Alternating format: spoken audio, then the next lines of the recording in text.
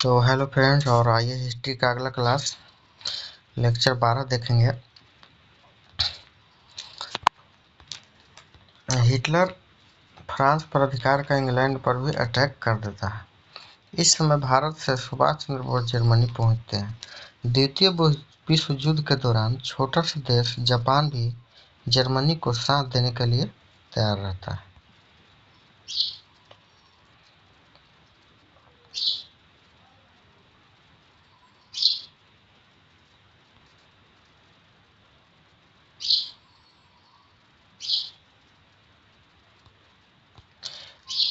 इधर Hitler England के साथ साथ रूस पर भी आक्रमण कर दिया। जब सुभाष चंद्र बोस हिटलर से सेना की मांग की तो हिटलर बोला, मैं अभी अपनी सेना को रूस और इंग्लैंड पर आक्रमण करने के लिए भेज दिया हूँ। आप मेरे मित्र जापान के पास चले जाइए, वो आपको सेना देकर बस मदद करेगा।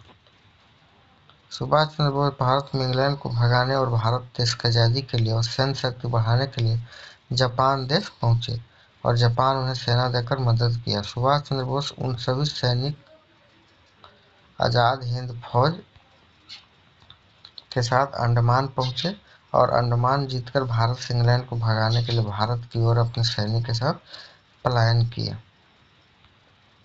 इधर जापान अपने नौसैनिक की सहायता से अमेरिका के पर्ल हार्बर द्वीप पर अटैक कर दिया।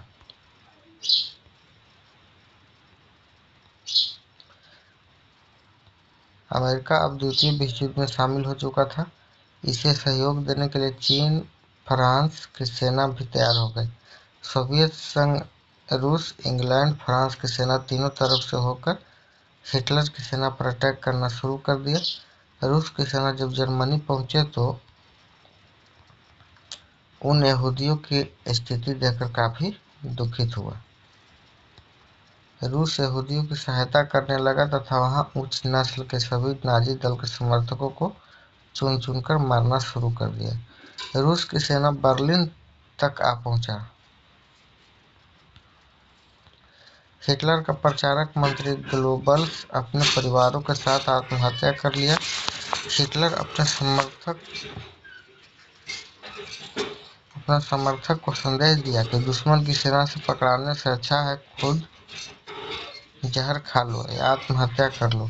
इधर हिटलर भी अपने पत्नी के साथ आत्महत्या कर लिया। नाजी दल के समर्थक भी धीरे धीरे आत्महत्या करने लगे। इसी नाजी दल के सदस्य में हेलमुट के पिता भी अपनी पत्नी के साथ बातचीत कर रहा था कि खुद अकेले आत्महत्या कर ले या सभी के साथ मिलकर जहर खाकर आत्महत्या कर ले। हेलमुट इन सभी बातों को छुपकर सुन रहा था। इधर न्यूरेमबर्ग में अंतर्राष्ट्रीय सैन्य अदालत की स्थापना रूस किया। रूस सभी नाजी दल के सदस्यों को पकड़कर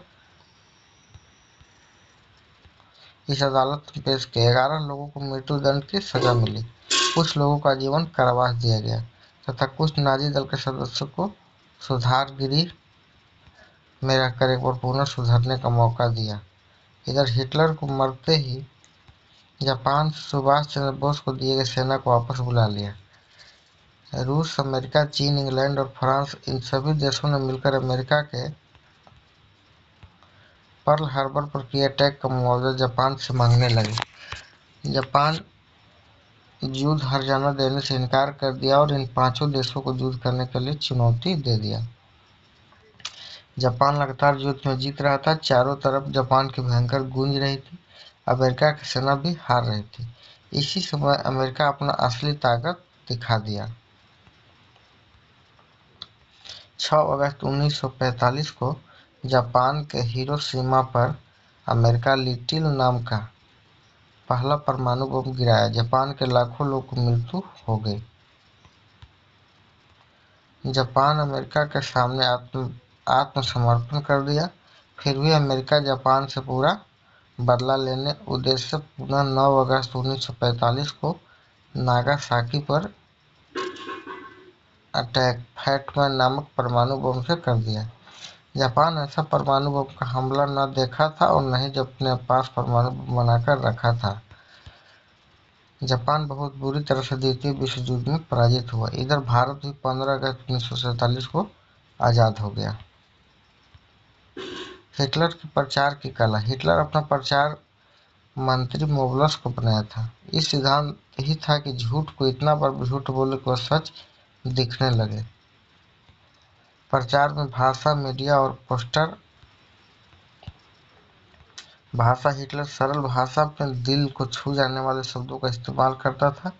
मीडिया को हमेशा हिटलर अपने साथ मिलाकर रखता था। यदि इसका विरोध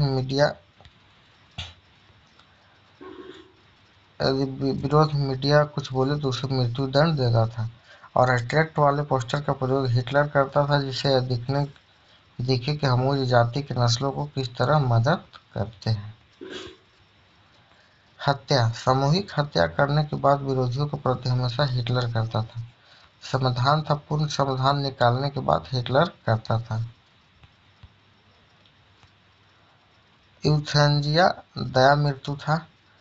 इवैक्यूएशन जो था उसका अर्थ था खाली कराना, अर्थात जिस स्थान पर हिटलर का कोई विरोधी रहता था वह उस स्थान का इवैक्यूएशन करा देता, अर्थात उस स्थान पर रहने वाले लोगों की सामूहिक हत्या करता। हिटलर अपने विरोधियों को शैतान के रूप में प्रदर्शित करता था। विरोधियों को हमेशा मजाक उड़ाकर उन्हें चित्र द्वारा प्रदर्शित करता। विरोधियों को विदेशी एजेंट बताकर हत्या करा देता। उसके लिए केचुआ, चूहा, कीड़ा जैसे शब्दों का इस्तेमाल करता। उसके चाल ढाल को छछूंदर की तरह बताकर हमेशा उसका विरोध करता रहा। नात्सी जर्मन में युवाओं की स्थिति। अच्छे नस्ल के जन्मे के बच्चों को हिटलर नात्सी विचार घुट्टी पिलाने की बात करता है, अर्थात उस बच्चे को नाजीवाद के सिद्धांत को पालन कराता है। यहूदी और जिप्सी के बच्चों को अच्छे नस्ल वाले बच्चों के साथ खेलने से प्रतिबंध लगा दिया। इनके बच्चों का स्कूल में पढ़ने से भी इनकार कर दिया।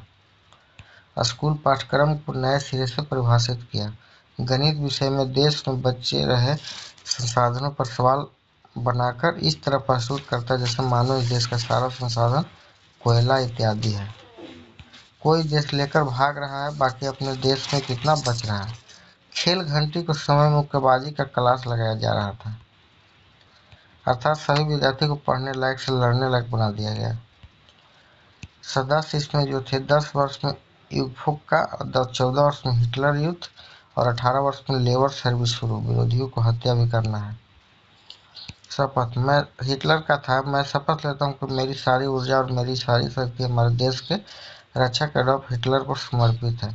मैं उनके लिए अपना जीवन देने के इच्छुक और तैयार हूँ। ईश्वर मेरी मदद करे, शपथ दिलवाता था। जर्मन लेबर फ्रंट के प्रमुख रॉबर्ट रे ने कहा कि हम तभी से काम करना शुरू कर देते हैं जब बच्चा 3 साल का होता है। जैसे ही वो जरा सा भी सोचने लगता है, उसे लहराने के लिए एक छोटा